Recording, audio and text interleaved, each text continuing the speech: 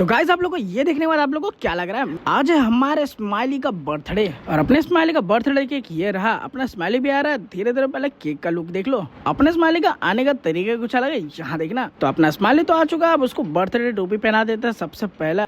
तो अपना स्माइली हो चुका है फुल रेडी टोपी पहन के। अब उसको लगाते हैं अपन टीका। अब थोड़ा बहुत अपने स्माइली का आरती उतारते हैं, उसके बाद लाएंगे स्माइली के सामने केक। उसके लिए भी सरप्राइज है केक। तो अपने स्माइली का हो चुका है आरती कंप्लीट और अपने सामने आ चुका है केक। अब स्माइली को देखो किस नजर से देख रहे हैं। गाइस अपने स्माइली का बर्थडे आप लोगों को कैसा लग रहा है बताना। और मुझे लग रहा है कि ये वीडियो को 2 पार्ट में बनाना पड़ेगा, क्योंकि एक पार्ट में तो होगा नहीं, बहुत ज्यादा बड़ा है। तो गाइस बर्थडे की कटिंग चालू करते हैं। अपने स्माइली तो काट नहीं पाएगा, तो हम ही में से कोई काट लेगा और स्माइली को पहले खिलाते हैं। तो स्माइली के लिए बड़ा सा एक पीस आ चुका है हाथ में। पहले तो स्माइली अपना नाम खाएगा, उसके बाद बड़ा सा केक सीधा।